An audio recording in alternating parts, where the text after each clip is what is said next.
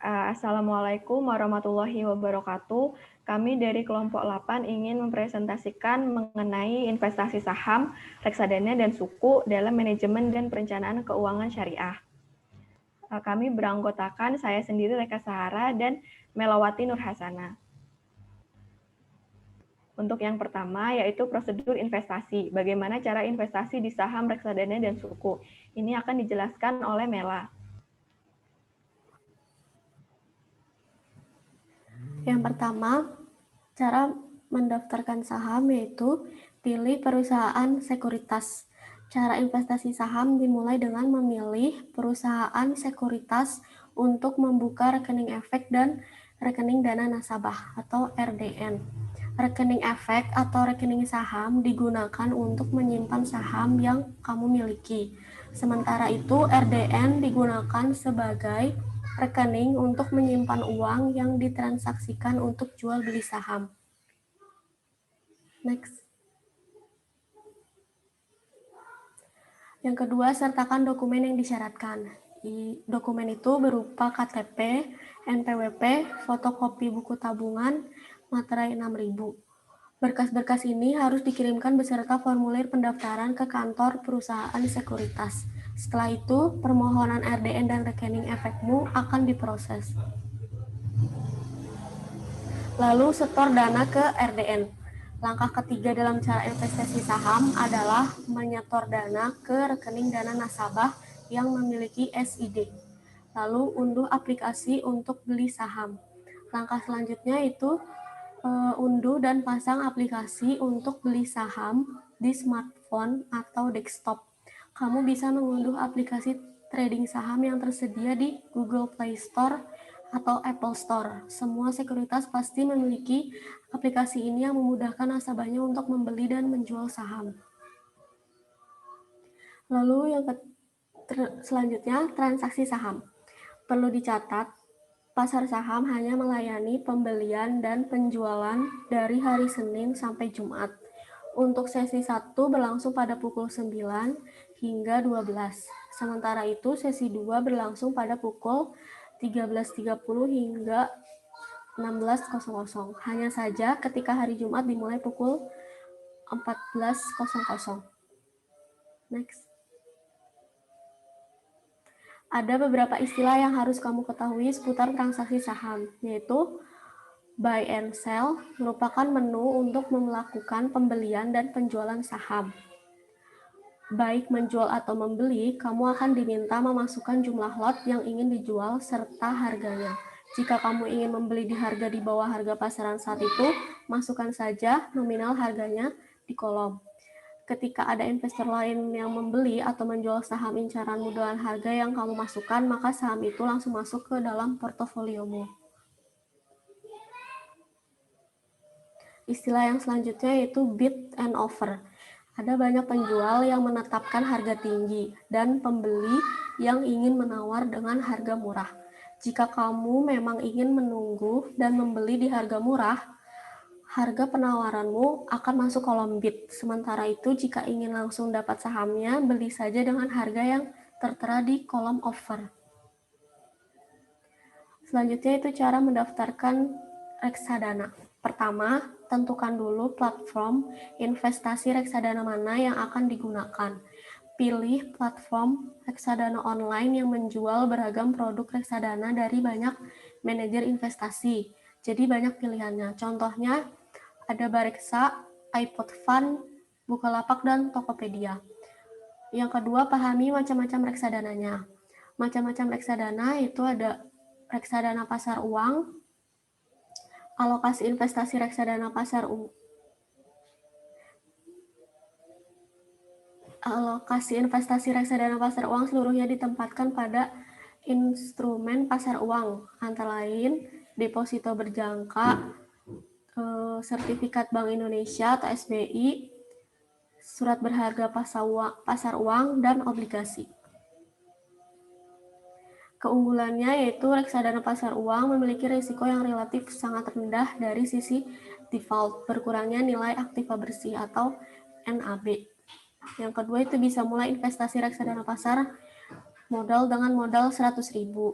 lalu bisa dicairkan kapan saja, dan return imbal hasil investasi reksadana pasar uang lebih besar dibandingkan deposito bank, dan waktu investasinya sangat fleksibel, cocok dipilih untuk investasi jangka pendek.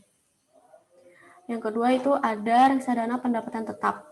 Itu alokasi investasi reksadana pendapatan tetap, yakni mendapatkan dana pada efek utang atau obligasi dengan komposisi minimal 80%. Keunggulannya itu memiliki tingkat pengembalian yang stabil karena memiliki aset surat utang atau obligasi. Lalu bisa mulai investasi reksadana pasar modalnya dengan modal hanya 100.000. Return imbal hasilnya lebih tinggi daripada reksadana pasar uang. Nilai aktiva bersihnya cenderung naik stabil dan tidak berfluktuasi. Lalu yang ketiga itu ada reksadana campuran. Reksadana campuran itu mengalokasikan dananya di berbagai instrumen keuangan sekaligus seperti deposito, surat utang, pasar uang, dan saham. Selanjutnya ada reksadana campuran defensif. Itu profil risikonya lebih rendah dengan komposisi pendapatan sebesar 70-80% pada obligasi dan instrumen pasar uang. Dan ada reksadana campuran berimbang. Profil risikonya lebih tinggi, namun potensi pengembalian atau untung imbal hasil juga lebih tinggi.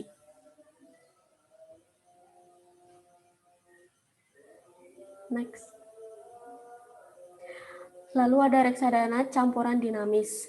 Itu profil risiko tinggi dengan penempatan dana lebih dinamis porsinya pada instrumen obligasi, pasar uang, maupun saham. Artinya penempatan dananya tergantung pada pandangan manajer investasi atas berbagai faktor. Dan ada juga reksadana saham. Reksadana saham menempatkan dananya minimal 80% ke berbagai efek saham dan sisanya 20% dialokasikan ke pasar uang. Keunggulannya itu bisa mulai investasi reksadana pasar modal dengan modal 10.000. Lalu return atau imbal hasilnya sangat tinggi dibandingkan reksadana lainnya. Terus cocok untuk investor penyuka tantangan dan sudah berpengalaman dalam investasi. Dan juga cocok untuk investasi jangka panjang di atas 5 tahun. Risikonya itu ada biaya investasi yang dibebankan pada pengurangan hasil investasi yang diterima investor. Tapi ketika beli dan jual reksadana saham via platform online, tingkat biaya investasinya lebih kecil. Dan juga reksadana saham tidak bisa dicairkan setiap saat, butuh waktu pencairan sekitar 3-5 hari kerja. Dan likuiditas reksadana saham tidak sebagus tabungan, investasinya bisa untung tinggi dan sebaliknya bisa merugi. Dan berinvestasi reksadana membutuhkan jangka waktu yang berbeda-beda, ada yang kurang dari setahun, ada yang 1-3 tahun, dan ada yang 3-5 tahun. Maka jangka waktu kurang dari setahun sebaiknya memilih reksadana pasar uang. Untuk investasi 1-3 tahun sebaiknya memilih reksadana pendapatan tetap, dan untuk jangka waktu 3-5 tahun sebaiknya menggunakan reksadana campuran. Next. Lalu yang ketiga, cara mendaftar sukuk. Pertama, yaitu melalui mekanisme pasar perdana, yaitu membeli langsung pada agen yang ditunjuk resmi oleh negara untuk melakukan jual beli sukuk retail. Dengan mekanisme tersebut, syarat yang perlu dilengkapi cukup sederhana. Pertama, jelas harus menghubungi agen penjualan sukuk retail yang telah ditunjuk oleh negara.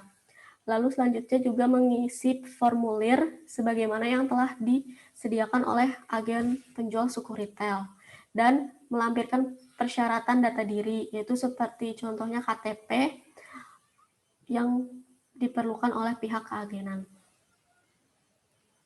Mekanisme berikutnya adalah mekanisme keuangan murni, seperti misalnya melakukan transfer dana sesuai dengan jumlah yang ingin dibeli. Penerimaan tanda bukti kepemilikan sekaligus juga melakukan pengambilan sisa dana yang ditransfer apabila jumlah sukuk yang diterbitkan oleh pihak emiten atau pemerintah tidak mencukupi sebagaimana jumlah dana yang diberikan memperoleh penjatahan. Selanjutnya hanya tinggal menunggu proses investasi bergulir. Lalu yang kedua, caranya itu melalui mekanisme pasar sekunder. Pembeliannya dilakukan melalui mekanisme sebagaimana yang ada dalam proses pembelian obligasi, yaitu melalui mekanisme bursa atau perbankan. Proses waktunya kurang lebih 2 minggu hingga pihak membeli sukuk mendapatkan apa yang disebut dengan surat konfirmasi kepemilikan sukuk retail. Next. Yang kedua yaitu produk investasi. Akan dijelaskan oleh Reka. Untuk produk investasi itu yang pertama ada produk saham. Nah, produk saham ini yang pertama ada BTPS atau Bank BTPN Syariah Tbk. Nah, BTPS ini bergerak di bidang perbankan berdasarkan prinsip syariah yang awalnya didirikan dengan nama PT Bank Sahabat Purbanarta. Perusahaan ini merupakan anak perusahaan dari PT Bank Tabungan Pensiunan Nasional Tbk.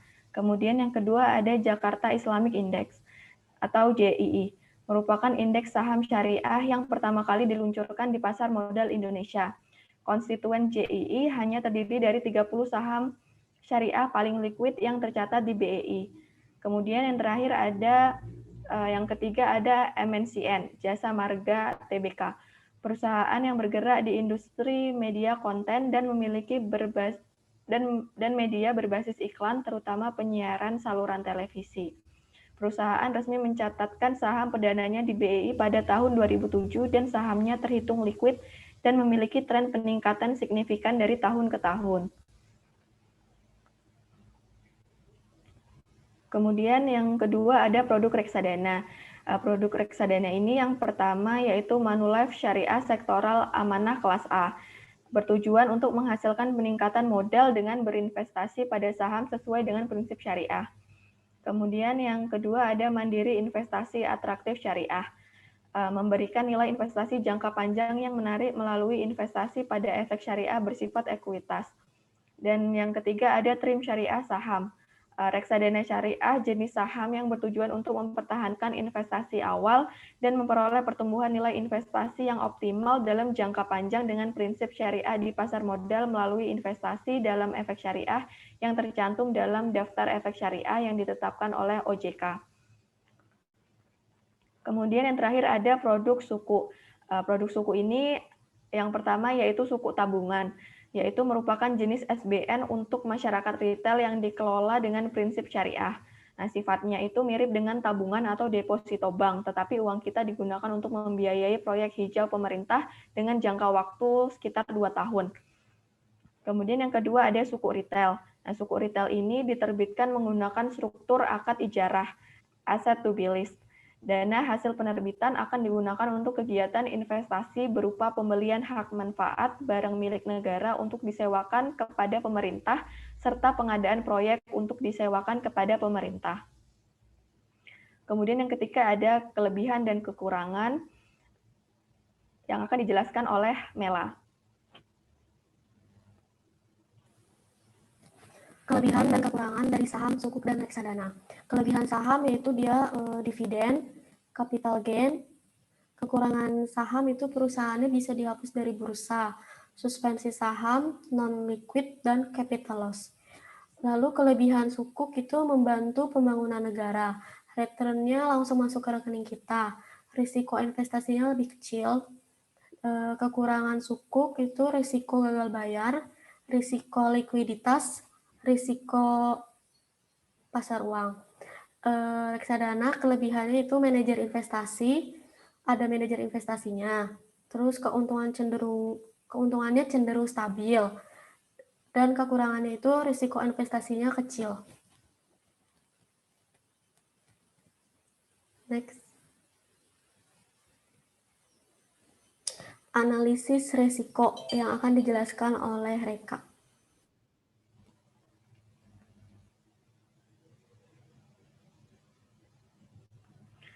Untuk analisis risiko yang pertama itu ada saham. Nah, saham ini keuntungannya yaitu dividen dan capital gain. Dividen merupakan pembagian keuntungan yang diberikan perusahaan dan berasal dari keuntungan yang dihasilkan perusahaan. Sedangkan capital gain adalah selisih antara harga beli dan harga jual. Capital gain terbentuk dengan adanya aktivitas perdagangan saham di pasar sekunder. Misalnya investor membeli saham ABC dengan harga per saham yaitu Rp3.000, kemudian menjualnya dengan harga Rp3.500 per saham. Berarti pemodal tersebut mendapatkan capital gain sebesar Rp500 untuk setiap saham yang dijualnya. Kemudian yang resiko dalam melakukan investasi saham yaitu capital loss dan risiko likuiditas. Nah, risiko capital loss ini merupakan kebalikannya dari capital gain, yaitu suatu kondisi di mana investor menjual saham lebih rendah dari harga beli. Hilangnya modal tersebut dapat terjadi karena investor memiliki saham perusahaan tertentu yang sedang mengalami kerugian. Nah, jika perusahaan terus merugi, investor juga mengalami risiko likuiditas, yaitu perusahaan terancam dilikuiditasi oleh pihak tertentu dikarenakan kinerja keuangan yang terus memburuk. Misalnya saham dari PTX yang dibeli dengan harga Rp2.000 per saham. Kemudian harga saham tersebut terus mengalami penurunan hingga mencapai Rp1.400 per saham. Nah, karena takut harga sahamnya itu akan terus turun, maka investor menjual pada harga Rp1.400 sehingga mengalami kerugian sebesar Rp600 per sahamnya. Kemudian ada analisis risiko reksadana. Nah, risiko yang dihadapi oleh investor ketika melakukan investasi reksadana syariah yang pertama adalah penurunan nilai NAB reksadana syariah. Penurunan tersebut diakibatkan oleh penurunan nilai sekuritas yang dihimpun dalam portofolio reksadana, baik berupa penurunan nilai saham, suku, produk pasar, uang, dan lain sebagainya. Jika dikaji lebih rinci, penurunan nilai sekuritas tersebut dapat terjadi karena faktor permintaan dan penawaran dalam pasar modal dan faktor makroekonomi, seperti tingkat pertumbuhan ekonomi, tingkat suku bunga, dan inflasi. Kemudian adalah risiko likuiditas dari reksadana. Ini dialami oleh manajer investasi.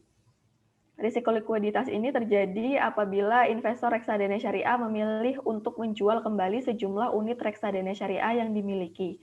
Pada jenis reksadana terbuka, risiko tersebut menjadi lebih besar ketika sebagian besar investor melakukan aksi jual kepada penerbit reksadana syariah, di mana dalam hal ini penerbit reksadana syariah itu diharuskan untuk membeli reksadana syariah tersebut. Nah, jika penerbit reksadana syariah tidak memiliki tingkat likuiditas yang cukup, maka penerbit reksadana syariah tidak dapat membeli reksadana tersebut. Maka alhasil kepercayaan investor kepada penerbit reksadana syariah akan menurunkan dan dapat menimbulkan persepsi publik yang negatif. Kemudian ada risiko one prestasi yang merupakan penurunan harga reksadana syariah karena sekuritas yang dihimpun dalam portofolio reksadana syariah tidak dapat melaksanakan kewajiban keuangan kepada investor seperti mengalami kegagalan pembayaran. Nah, hal tersebut dapat terjadi pada reksadana syariah yang menggunakan suku sebagai portofolio investasi sehingga dapat menyebabkan kebangkrutan. Kemudian yang keempat adalah risiko atas perubahan aturan yang dilakukan oleh regulator atau otoritas terkait. Misalnya adalah perubahan besaran pajak yang harus dibayarkan kepada negara. Kemudian yang terakhir adalah analisis resiko sukuk. Nah, risiko merupakan konsekuensi yang harus dihadapi oleh investor. Nah, tapi sukuk ini merupakan jenis investasi dengan tingkat risiko yang paling rendah dibandingkan dengan jenis investasi lainnya seperti saham dan reksadana. Nah, bahkan sukuk yang dikeluarkan oleh sebuah negara merupakan salah satu sukuk jenis investasi yang dikategorikan sebagai investasi bebas risiko. Karena aset negara yang dimiliki oleh sebuah negara dapat menjadi jaminan dalam memenuhi kewajiban yang dimiliki kepada pemegang sukuk atau investor. Nah, namun tinggi rendahnya risiko yang dimiliki oleh produk investasi akan memiliki konsekuensi atas keuntungan yang akan didapatkan. Karena semakin tinggi risiko yang dihadapi investor, maka semakin tinggi pula keuntungan yang seharusnya didapatkan, dan sebaliknya.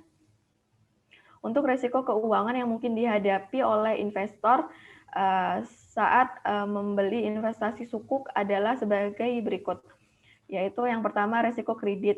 Nah, risiko kredit ini risiko yang dialami oleh investor karena penerbit suku tidak dapat memberikan ekspektasi keuntungan yang diharapkan sebelumnya. Nah, hal ini disebabkan karena lini bisnis yang dijadikan underlying aset suku tidak dapat memberikan keuntungan yang diharapkan. Misalkan saja suku mudharabah di mana penerbit suku tidak mampu memberikan ekspektasi bagi hasil yang telah disepakati bersama dengan investor atau pemegang suku.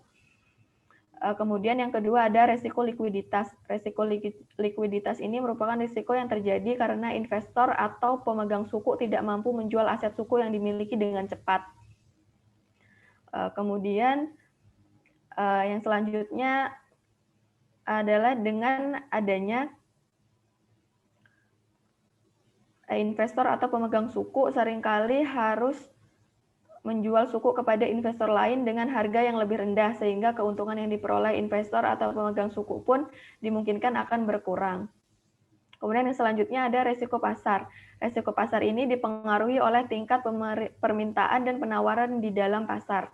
Jika sebuah produk suku memiliki tingkat permintaan produk yang tidak stabil, maka nanti tingkat harganya juga tidak stabil. Kemudian tinggi rendahnya permintaan suku di dalam pasar tersebut tidak lepas dari preferensi dan ekspektasi investor ketika melakukan keputusan transaksi suku. Kemudian ada suku bunga. Nah, suku bunga ini digunakan sebagai acuan dalam menentukan tingkat keuntungan yang akan diberikan kepada investor.